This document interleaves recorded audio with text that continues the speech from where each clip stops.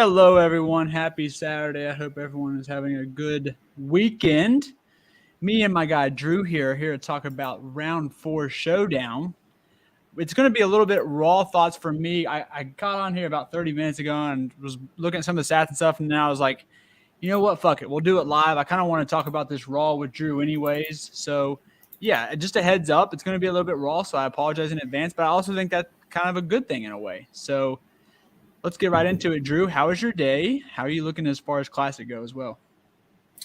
Yeah, unfortunately, my main team ended up 5 of 6. I can't remember who dudded, but they were all 6 of 6 on Thursday, looking good. And then someone shit the bed on Friday, but pretty good. I think, man, this was one of those weeks where, in like hindsight, you go and you have a 10 or 15 man core that you can rotate like three guys in every lineup, and you're looking pretty good. Because I know our Wednesday show, we tossed out Siwoo Kim, Victor Hovland, McCarthy, Hodges, Cantley, Morikawa, Matsuyama. So would be looking pretty good if you could mix some cheap guys in there. But yeah, we can make some money back in Showdown. I know you've been crushing the captain Showdown as well. So it should be interesting tomorrow with a jammed up leaderboard and a lot of expensive guys for the most part within striking distance. Yeah, it's going to be fun, man. A lot of top names at the top of the board. This could go down as very, very legendary Sunday. I'm super excited for it, especially with the weather stuff. This is a different round 4 than we've seen in a while, man. Like I didn't know. I'm going to be straight up. I didn't like last week's round 4. We had English, Shank, and I don't know, Grillo, who won it. And I didn't think that like they would really shit the bed, and I'm glad Grillo won it because that's who I wanted to win it. But I just didn't like that setup. I didn't felt like what I did. I felt forced to play English, and I did with Grillo, and it screwed me. And I'm just more excited for this Sunday. I'll just say that. So you know what I would love to see is like a 6-man playoff.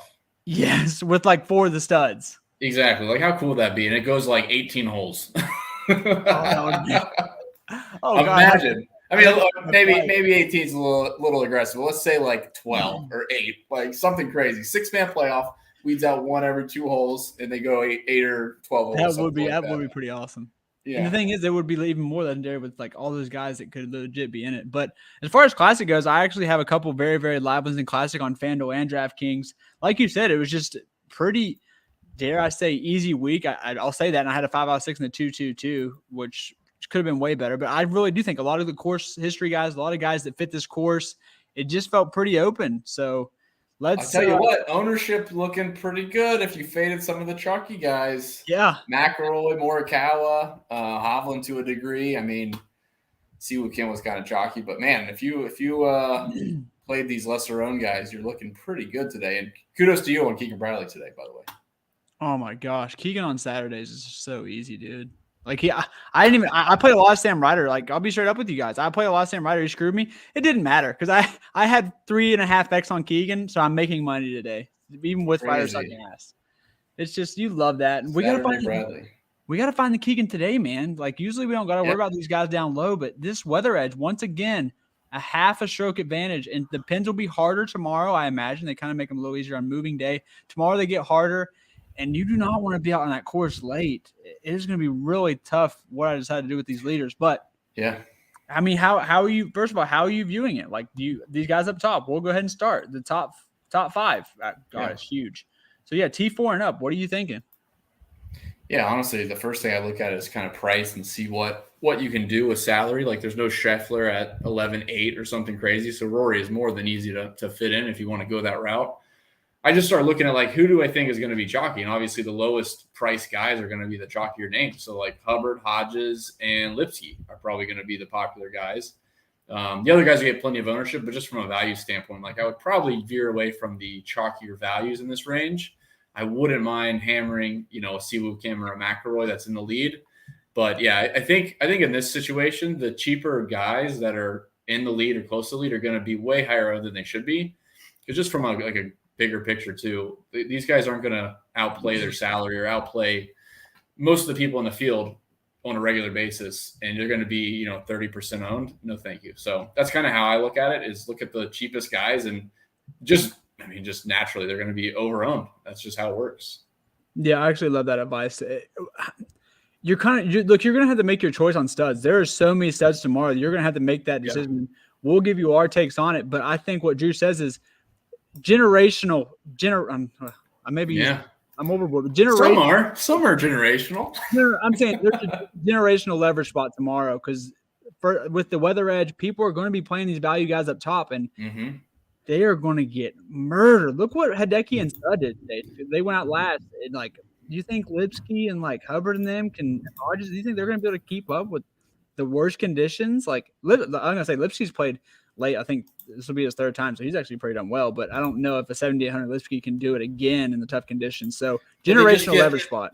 They get overrun because of the placement points. No, for sure, and they're not going to get all over it. Exactly. They're legit going to go. I mean, someone could win, but they're going to be overrun in every scenario, and they're in this position, especially with these big names. Like if Rory wasn't there and Morikawa, Cantley, Matsuyama wasn't there, then it's a different talking point. But yeah, with all these big names, they're just not going to win more times than not, and they're certainly not going to pay off their price tag in this type of situation. Like even Friday, we talked about Pendrith on Thursday, and he shot +5, and then he shoots -3. Yeah. Like those are the guys that you kind of take a shot on. That they're not at the lead trying to stay around even par, 1 under par. Like give me the guy that's going off early, like you said, that's cheap and shoots 4 under par. That's kind of what that's where you get a lot of leverage because they're going to be 3% at best versus 33% when you look at, I don't know, Lee Hodges. All right. So if you had to give 2 guys in this top 5 range, who are you going with? I would probably take Kim.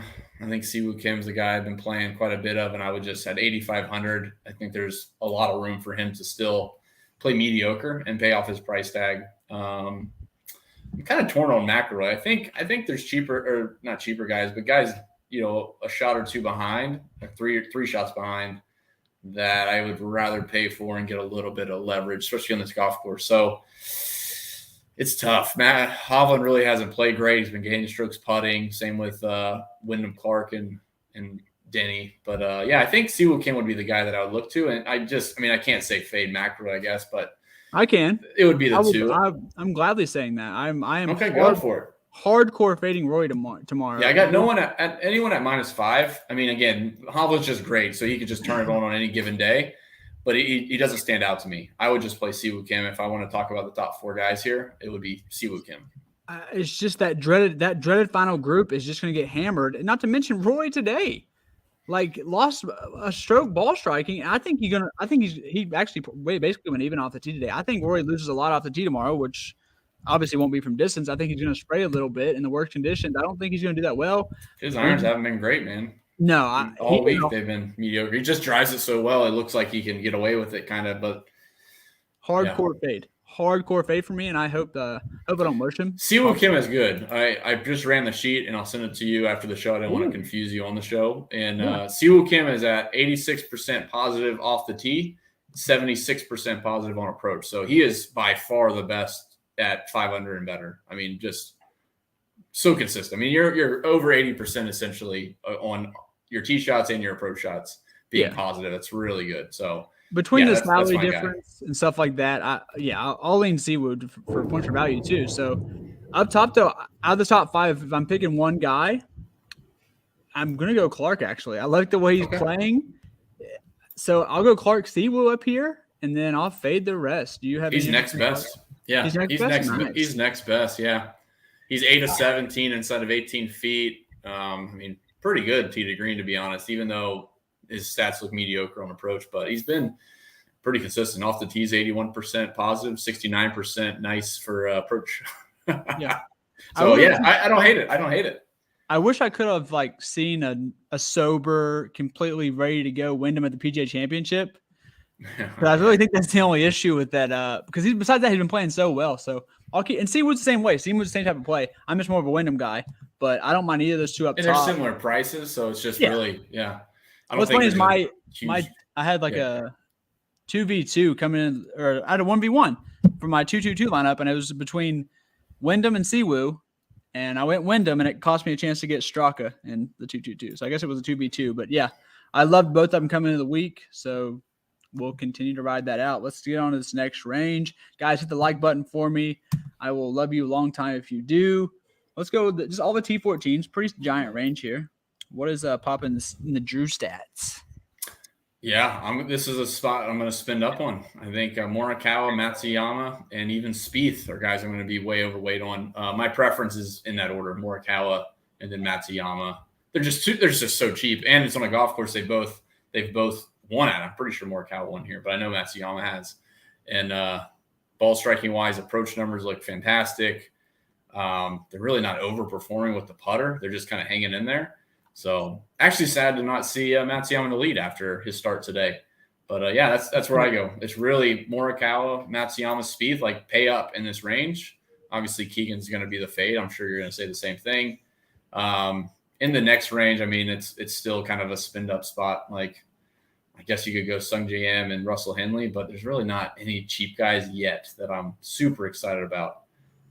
No, not yet, but a couple guys in this range. I like Cantlay to get it back with the putter today. I'm with you on Hideki. I got Colin in like two of my really good 6 out of 6s, so it's going to just be natural hedge there. Sorry, I don't really have much of an input. But Hideki, Cantlay, I really like Patrick Rogers. I know I was on him today. He went even, though, in a tough – he's lost a shit ton around the green. He's actually a pretty good short game player, so – P-Rod's cool with me. I like what he does in the par 5s. The Cantlay one's tough just from a price standpoint. Like, I really view Morikawa and Cantlay's fairly even, especially if they're playing well. I mean, it's really close. And Matsuyama on this golf course is really close. So you're saving $1,000. So again, from a GPP perspective, sure. I mean, all those guys that are studs can go off, but I think it can be pretty valuable. What do they have at Cantlay at tomorrow? Cantlay's at 10-4. I got. Okay, that's fine. Yeah. I'll play Cantlay over Morikawa for the reason I just said, but totally get it. If you have not a stake of either in Classic, then I could definitely see Morikawa with the savings is kind of nice. I can see that. He's playing good too, man. I mean, this is a golf course. This is this type of golf course, but yeah, it does. I think when I was building lineups, just trying to tinker around, that I think I say it every week, but that $1,000 goes a long way unless you're just completely sold and Cantlay's like 3 shots ahead and cruising. But yeah, this is just a good spot, man. Use some salary up in this range. Yeah, because these are the guys that are going to make a run. Like, honestly, those are where the winners come from. Like, you wouldn't be surprised if Morikawa won this event and he's 9,200 and he's 2 back. Like, yeah, take a shot on it. Same with Cantlay. I mean, if Cantlay won this, you wouldn't be surprised. But again, it's a little bit of salary versus ownership too. What are you going to do with 7,500 Austin Eckroat, who finally lost with the putter? I'll play some of him. Yeah. I played him for the full week. I think people are quick to jump off. I am. I'm fine with Eckroat. I hate this guy, but he actually has performed well on Sundays as well. So I'm going back tomorrow. I love that he lost the putter today. Love it. I love the price jump. Love everything. He just fits the narrative, I guess, for like if I played him for the full week and I liked him, he was cruising and he's still cheap. He's not like 8,500 or 8,200. Like, I'll still go back to him. No issue there, and kind of double down in a sense. The guys that I don't play are the guys I was kind of off, which is like Justin Suh, which was a lot of people played him. I'm not a big Suh guy, man. I am. I mean, even at the PGA Championship, he was in contention or close. He's leading at one point maybe, and he just vomits everywhere. So I think he's talented. Again, he's talented. I think he'll make it and he'll make a move at some point. But as of this point, man, he's so inconsistent.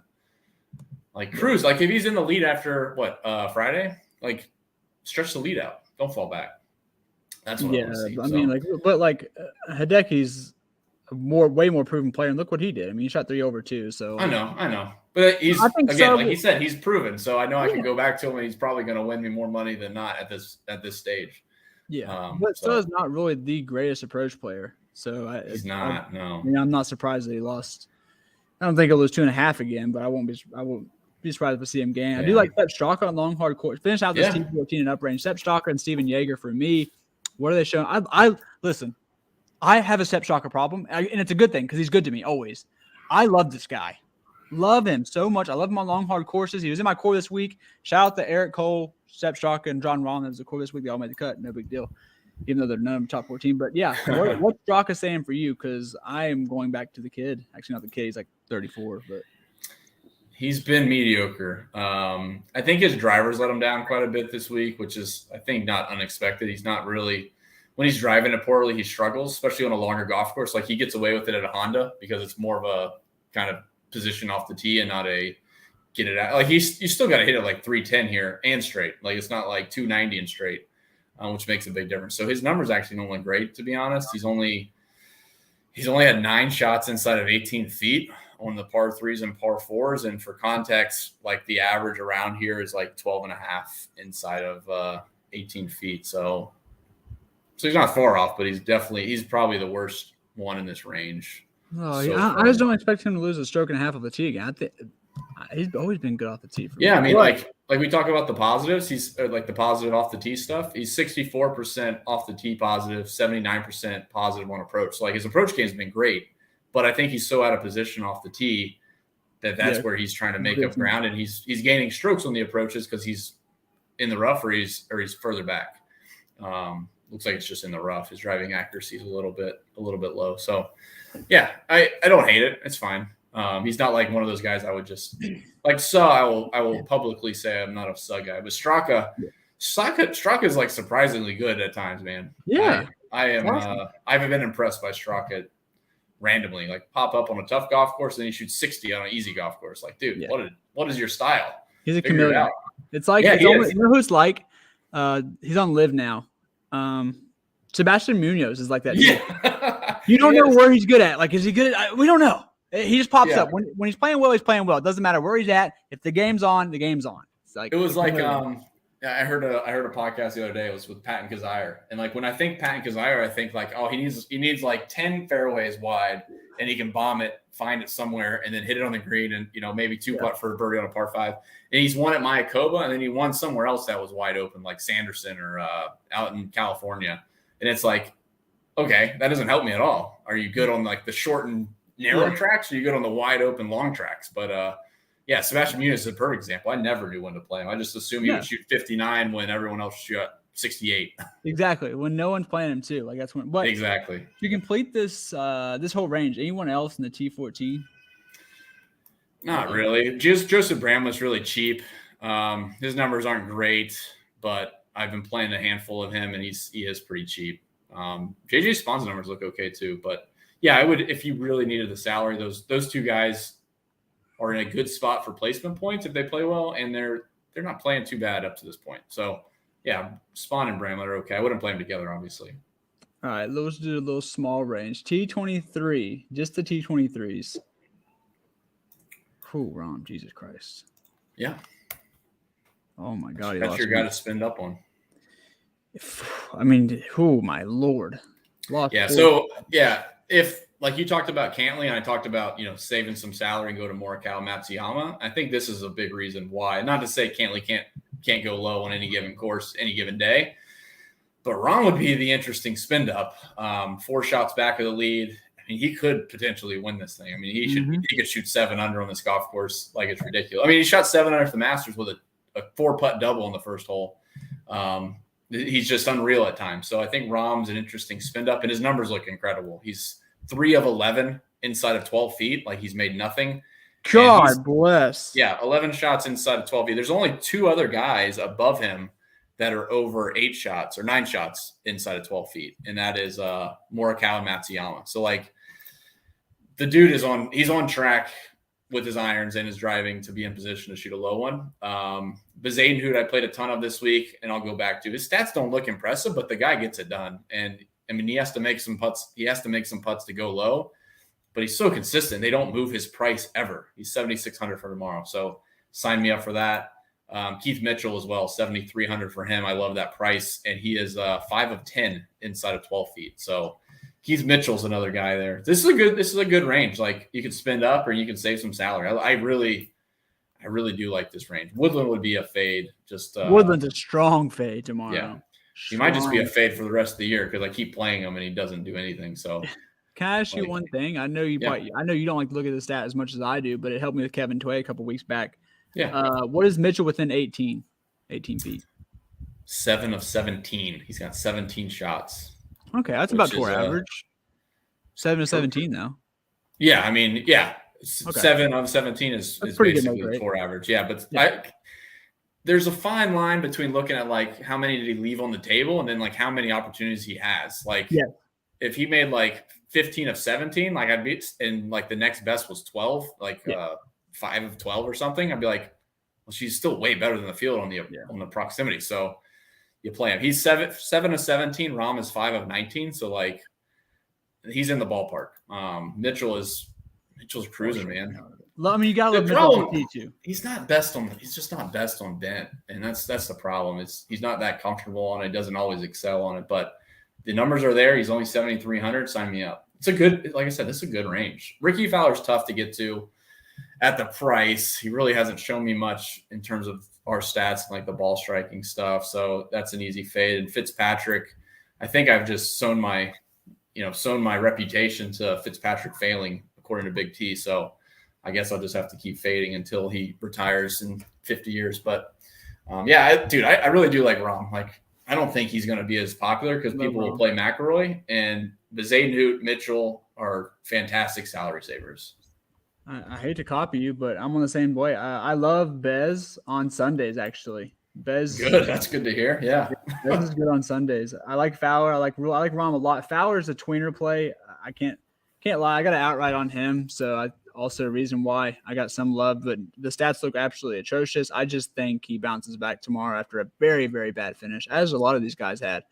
But main priorities for me are Rahm, Bez, and Mitchell, just like you. I don't mind putting them. I mean, if I'm in 20 max, I'll probably have Putnam in the pool. I'll just say that. Yeah. T32 and down, starting with Scotty the Kid. Yeah, you got Scotty the Kid and Scotty the Old Man. I forget who it was on the show. They said Scotty, and they were talking about Adam Scott. It was Uncle T, I think. Oh, yeah, that's confusing.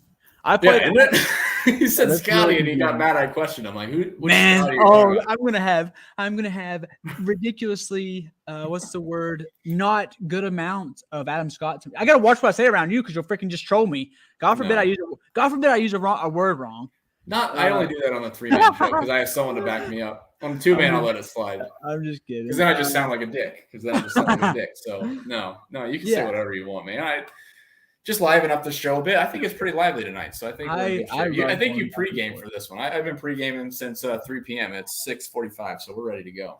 Hey, what up, Complex Kid? Guys, can we get some guys in the chat? The chat is dead. Thanks for Complex Kid for at least giving us something. What is up, my guy? It's only 6:45. It's like 3:30 in California. I don't know where people are, but people probably with their kids. It's like, I don't know, birthday cake. I don't know. Honestly, if you have kids, it's more reason to drink at 3:30 in the afternoon. I'm about to go have a couple. But Adam Scott, I just feel like couple kids. Congrats, dude. He's gonna have a good round, man. What? I missed that. You didn't hear what I said. I didn't hear what you said. You said I'm about to go have a couple. I said a couple kids. Congrats, man. Oh, I hope so. Maybe. You probably do. You don't even know it. I'm Mr. International. Yeah. So, I think we're good on the -2s. Like the -1s, this would be a range I'm not super excited to spend up on. So this would be a range. There's really not many guys that stand out. Adam Scott, just for the fact that not even stat. Like I don't throw out the stats. Adam Scott, he didn't even play good today. He shot 2-1. Like he didn't even play good, and he still finished 2 under, just like Lowry did. Lowry had the nut start. Lowry's the biggest scumbag, bro. I didn't play him. I think he's the worst. I think Lowry's a very bad showdown play. I just haven't been playing much Lowry. But he would be a fun dude to drink with, to be honest. But yeah, he's not a good. He hasn't been a good classic play either. True that. But if I had to pick where to play Lowry, it's definitely not showdown. When has Lowry ever shipped a showdown for somebody? He ships it after like birdie, and then he doesn't do anything, and you're like, oh man, he's 8,800 and he shot even par again with 3 birdies. Like didn't do anything for me. So yeah. When's the last time Adam Scott's won a showdown? Like literally, it feels like once a week. Adam Scott? Yeah, it feels like once a week. Yeah, when he plays once a week. Thursday, probably Thursday when he's lowest owned. No one plays him on Thursday. This would be. I think the scariest fade that I would say, and scary is kind of loose, but like I could always see Xander breaking the slate, and I'm not going to play any Xander tomorrow. But if I wanted to play some Xander, and you're afraid of like the dude's on a comeback, like this is a perfect backdoor, like top 4, like the dude finishes top 10 every week, and this is him missing the cut. What do you shoot +6 or something on the first day, and he's going to end up finishing in the top 5 or top 10. And he's 9,800. So if I wanted to play him, I would play him with another stud. Don't make him your stud. and then punt off an extra cheap guy. But there's really no one in this range that I would pay up for. I just wanted to point that out, that Xander wins a lot of showdown money. Xander is a showdown king. Yeah. And I just wanted to point that out. I won't play any of them, but I hate fading him. He's gonna finish the top 10. He's gonna shoot 4 under par tomorrow. No one's gonna move at the leaders. He'll probably be in the playoff and finish T2 because he lost in the playoff again. I always do the butt buddy lineup. Every time they play in a tournament together, I have to have Scotty and X in a lineup together. The old butt buddy combo. Always. So I will have that tomorrow. Thanks to you for reminding me. There you go. And then let's see. I like Sam Burns on Sundays. Yeah, Sam Burns' numbers look decent. Yeah, not too bad. None of these guys, obviously, they're down the leaderboard a bit, so they're not going to actually pop off the screen per se.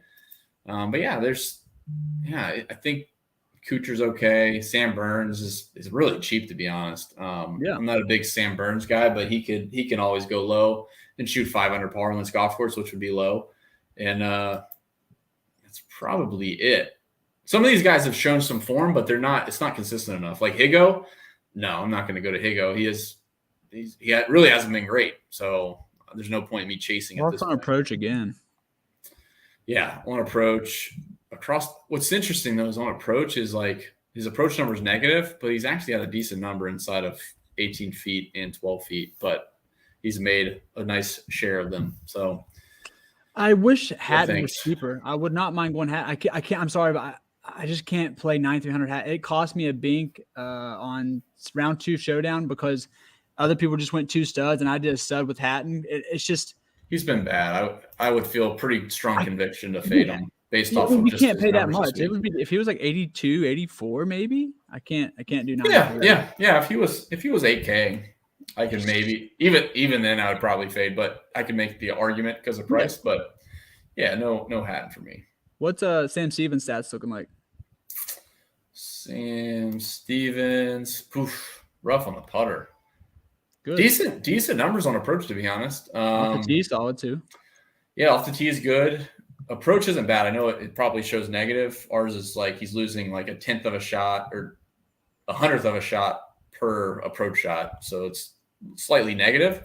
He's only 1 of 8 inside of 12 feet. He's 2 of 12 inside of 18 feet. So, oh God. So he's definitely not putting well. But the other issue with that is there's other guys that are hitting it just as well as far as proximities. But yeah, you could argue Sam Stevens is a good showdown play. Just only 6,600. Yeah, those guys 6,600 was going to be my next question. I'm sure he left the golf course the last couple of days thinking I made nothing, and Sunday could just be one of the days he fills it up and he shoots 6 under par, 4 under par, and at 6,600 would be pretty good. Let me see how his Sunday performance is. Yeah. It's pretty limited. I mean, he's only had temp status. Yeah. I mean, the dude's he's crushing on crushing is probably a little bit of a stretch, but inside of 24 feet, which isn't exactly makeable, but just trying to get a context for. I still use that. Yeah, I go all the way out just to see because sometimes you could say inside of 18 feet it doesn't look great, but he's at 20 feet and it's pretty close to getting inside 18 feet. He's 2 of 21 inside of 24 feet, and again 1 of 8 inside of 12 feet. So, yeah, there's quite a bit of room there for. I love Sam Stevens tomorrow. He should probably be 4 shots better at this point. Is my guess at least. Man. We're gonna get them all tomorrow. How about that? There you go. Yeah, 6,600 Sam Stevens. Benny on. I'm not a stats guy, but just a guy I know who can go low. So I will mention Benny on, and then I'll let you and a good course for him. I don't underestimate the good course because he did lose in a playoff here a couple years ago. So there's always a little course history to Showdown goes a little bit of a way for pegging some of these guys. So just don't forget the course history. All right, so I'm just gonna give a couple guys that I like down here, and then I'll let you kind of close this out. Seamus Power. I just think he's talented. 7,100 tomorrow. Stats, I mean, he lost on approach. I don't think it can happen again. I love how he's going out early. I'm not going to say Ryan Fox this time. I'm not. But I will say Luke List started out good for me. Ended up with 1 under. Luke List, I'm on it. You're on Luke List? Yeah. I like Sam Stevens more, but I think I'll probably do one lineup. Oh, yeah. Yeah, give me Sam Stevens. He's a little bit more consistent, which is sad to say. But Luke List numbers do look pretty juicy. Surprisingly, he's made like 50% of his putts inside of 12 feet. Yeah, he didn't do bad. But he does have a lot of opportunities inside of 12 feet, which is why I would point to him. So, yeah. And then Tom Hoagie, just a guy I know can go low. But that's it for me down here. Do you have any conviction on T45 or down? Give us a sneak. I mean, Hoagie, I'd probably say Hoagie's a possibility, but it depends how motivated he is. I really do think it depends how motivated he is. He's gonna be 0.08% owned because there's so many cheaper guys that are inside like the top 20. There's no point playing him. And I don't know. Davis Riley is kind of interesting. Like he started to show forms and he fell off this week, and it's like he could just bounce back on a given. I don't think he'll be motivated. If I had to pick between two guys I think are motivated tomorrow, between Riley or Hoagie, I think it's more Hoagie. I know the guys aren't going to go out there and just mail it in, but I mean, come on, we've seen it. Well, Hoagie's been decent. He had a decent finish recently. Davis Riley's been trashed for the most of the year besides the team event, but I was pleasantly surprised to see him play well on Thursday. But his numbers do look decent, and he's really. I don't care about his off the tee number. His approach has been pretty decent when he's been playing, when he's hitting it well, and his putter's a little bit letting him down. So yeah, but honestly, there's really not a need to go down here. There's plenty of cheaper guys above here that get better placement points if they play well, and then if they play well, they obviously get the scoring points. So there's really not anyone down here. I'm just kind of stretching it a bit, but I beg to differ. I think I'm going to set a rule. I want one guy, just one, no more than one, going out. Before 9. I see my cutoff. Before 10 a.m. I want at least one guy. Before 10, yeah. That'll be my rule. Every single lineup, one guy will go up before 10 a.m. No more than one, but just try to get lucky and find that one guy who goes nuts. And there's a lot of talented guys that down there, so I would lean more towards the guys that are like 7K that have talent, like Hoagie, Power, dudes like that, if you have conviction. But we'll be playing one of those guys down there. As far as construction, let's just talk about construction. Yeah. Because the weather's a thing tomorrow. Let me go peep the weather tomorrow. I imagine it's pretty similar, but I want to check it out. And then we can talk a little bit about roster construction, do a show core, and get you guys on about your Happy Go Merry Saturday. Okay, let's see. Wow. Interesting. The high is 78. High is 78 tomorrow. Will be wind again coming in late. Going to be about 56 when the scrubs go off. 56 degrees. So cold, much colder day tomorrow. But the wind might be able to get them those guys around 3 or 4 because it's going to be about the same wind, just not as hot. Yeah, I mean, honestly, outside of a few low scores like Keegan, 2, 3, 4 under par is a pretty good score on this golf course. So yep. So. That's what I'm saying. I mean, I don't think you have to stretch it. I don't hate the rule. Before 10 is plenty of room. Like it feels like 1 before 9. It's tough. I think your pool would be super small for just jamming in one of those guys. Yeah, the guys are 410. It's Sam Stevens goes off at 9:50. I just think there's not enough scoring to really feel great about some guys way back that are going to shoot like 62 because that's not going to happen. So. I think that mid-range up to the leaders is kind of where I would want to build most of my lineups. I mean, I don't hate 10 and better, or 10 and earlier. Yeah, but so let's go because the farthest guy I would go back to, let's say Hoagie's stretching it because 5 over is hurtful. Let's say Seamus Power shoots 6 under, gets to 3 under, probably can still get T20 placement points and has a good round. That's fine. Yeah, I just don't know if 6 under's out there, to be honest. If Keegan Bradley can shoot 7 under, Seamus Power can shoot 6. It's still different. It's a different course on Sunday, man. Let's say 5 and T25 points. I would say 5 would be the best score we see tomorrow. 5 would be the best score we see tomorrow. So Seamus would probably be my cutoff, but I really do prefer like Benny on, Sam Stevens. I prefer those guys for 410. I don't hate it. What I'm getting at is like the guys that we talked about in the mid range. We talked about guys we can spend up for at -2, -3, -1, etc. Like and even like some values in that range. That's really where I would camp out because I think those guys are the best chance to shoot 1, 2, 3, 4 under par and still have really strong finishes for placement points. Like I think that's where the optimal comes from. I don't hate it that, someone like Seamus could shoot 5 under par and just from a scoring aspect is that low.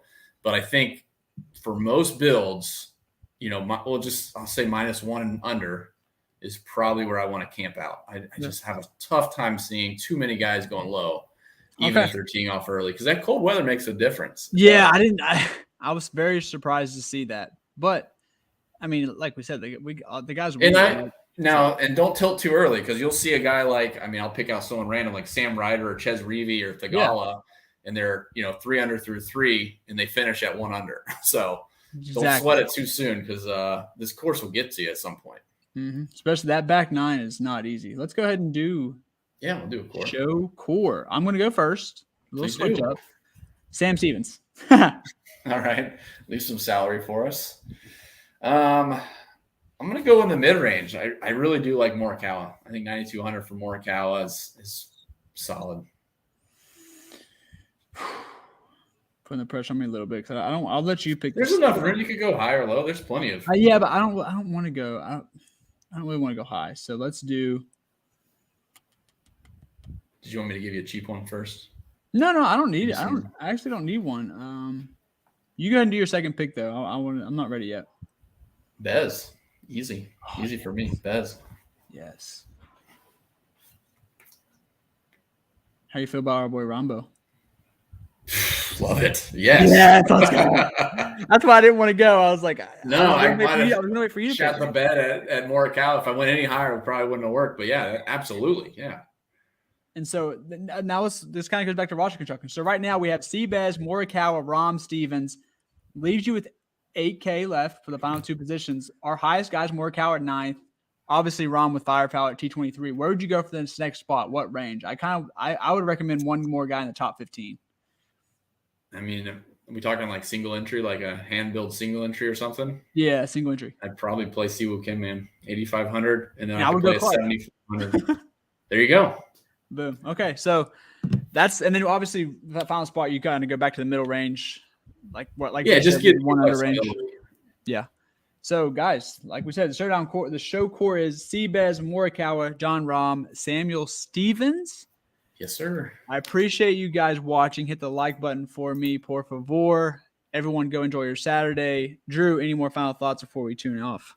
No, I'm rooting for a 6-man playoff that goes 12 holes tomorrow. That's what I'm doing. Easy money. Where can I bet that? Take me to the bet. I want to do it. Guys, for Drew, for Kurt, I'm out. Thank you so much for watching. Have a great Saturday.